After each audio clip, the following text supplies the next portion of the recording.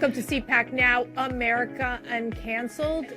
I am really thrilled about the news we're going to be making today. We've got Dr. Diehl Hudson, a dear friend of the Schlapps, and you, Matt, you both have written this book. It's going to be coming out in February. It's called The Desecrators. Don't even have me translated that into Spanish because I'm going to have to look that up, which is defeating the cancel culture mob and reclaiming one nation under God. This is an exciting endeavor. So, Desecrados? How would you say it? I think so. I think that would be it. Diehl, it's great to have you on CPAC Now. And I have to say, I'm very thankful we did it. We got the book written. It looks beautiful, has a great cover, has a great introduction, and I want to thank you, Mercedes, for the very kind things you said to me in the introduction. Book really is a work of not only the heart and soul of what you both have experienced, but also just the ability for you all to talk about your experiences in terms of what is happening in America and your viewpoints on what's happening in America. So I'd like to dig in, and this is very exciting for me because let me tell you something. I've been interviewed by Diehl Hudson, as has Matt Schlapp. He is one of the toughest interviewers. I mean, forget Chuck Todd, forget Jake Tapper. Diehl is the toughest because he puts you into these like uncomfortable scenarios where you're going, wait a second, did I answer the question right or wrong? So this is like, this is my turn now. Yeah, okay? that's right. Okay, well, let's first talk. I'll go to you first, Diehl. Why did you think it was important to write a book like this right now in America? Because every morning I get up and read the news and then I throw up. Yeah. And we all do. I mean, there are millions of us across America. Writing this book gave me a chance to reflect on my now 72 years as an American and looking at the difference between the values that were taught to me as a young man, not just by my family, but by my church, by my all the schools I was in. There were a lot of them. It's very hard to recognize in the madness that we're living through day by day, every day, the America to which I was born, in which I was born, and which I was raised. And a lot of people, not just us, but it's time for everyone to stand up against it and proclaim what is wrong and what is right. And that's what Matt and I have done in this book. Matt, what was your thought process when you all decided, okay, I'm going to move forward, we're going to write this book together? What were you thinking? Why do you think it was important to do that now? So I tried to write in the introduction to the book how the book came about. But, you know, as you do with everything like that, I ended up cutting that piece out because there were so many other things to get to in the introduction so that the reader could understand why we wrote this book. And the reason I wrote this book is quite honestly because Diehl came and visited us with this late, great publisher at TAN.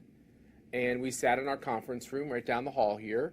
And Diehl said, I think we need to collaborate on this book. We need to tell the story of Trump getting involved in politics and all this change in America and exactly what Diehl just described, so much of what's happening in America where we've slipped, where we've fallen, where we're not what we once were.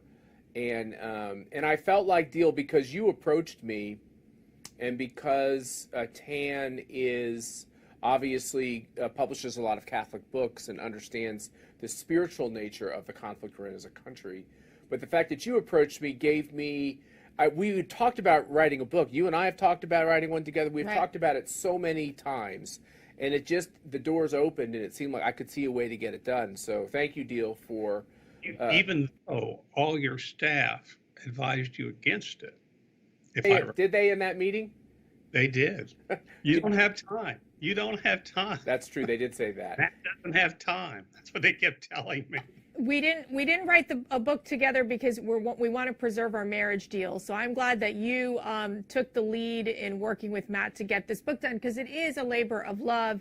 It does take so much time to write the book, and sometimes I think it's hard to even be able to put your emotions and your experiences on paper, like you lived through it, it's been painful, and then all of a sudden you have to bring this all back up. Is there one part of the book that you really feel strongly that is one particular message that you think readers will find interesting?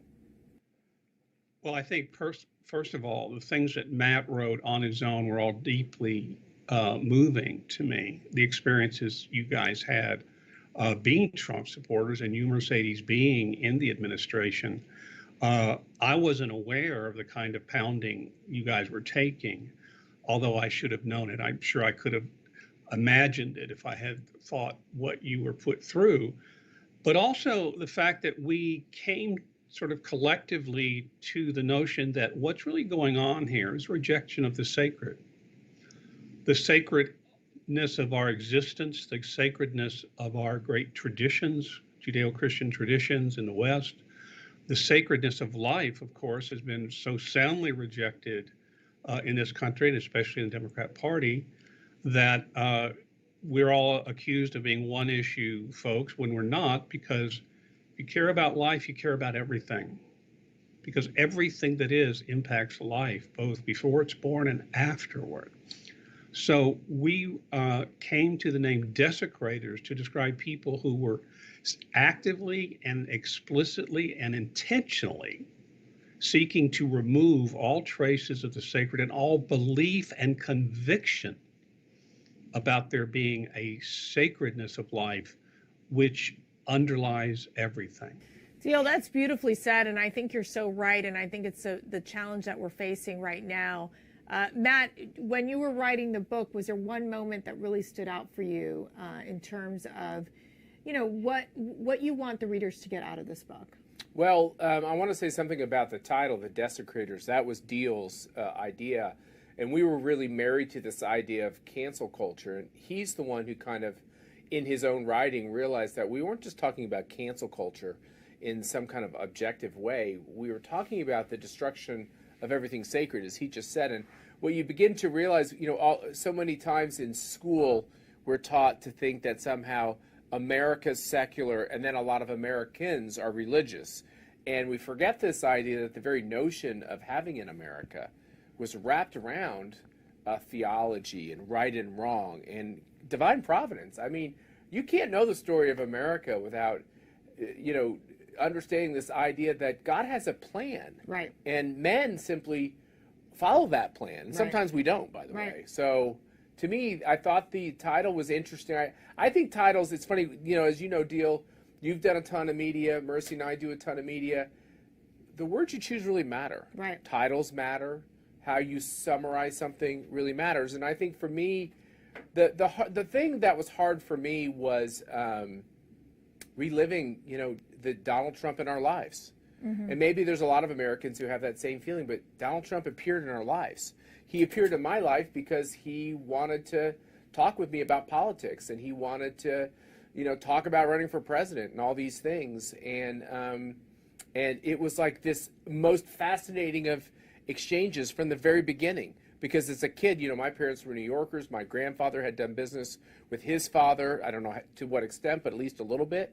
And I walked into that office, which is the office the way it's always looked, probably for 35 years, and started having these exchanges, and it brought a lot back about what this journey has been like for us as a couple, for me personally, and for the country. And it's wrapped with a lot of emotion because I believe Donald Trump, if America is to be saved, Donald Trump has had a lot to do with saving it. Diehl, exactly. Yeah, no, I agree. Diehl, Matt, we're going to be right back, so you all stay with us. And guess what? You can actually pre-order this book, and we've got the link up on the screen for you all. The book is called The Desecrators, Defeating the Cancel Culture Mob and Reclaiming One Nation Under God. Stay with us.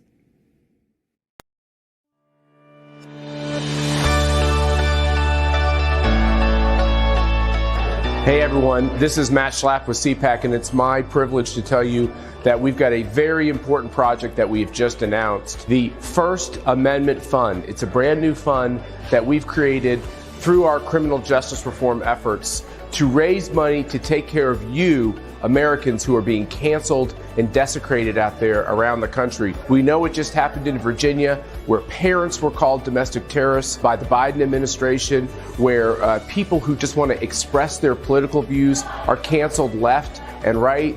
Now we have this terrible specter of a vaccine mandate where you can lose your job or be prevented from going to a restaurant or go to school according to your vaccination status. These are all the things that are happening in this country that are making people realize that America is in a fight to defend the principles that have made her great. If you want to be involved in this important effort, please go to conservative.org, click the link for the First Amendment Fund. Please donate to this C3 to help these victims across the country, including those who are just involved in politics, to make sure they have the legal representation they need to be able to live their great American life.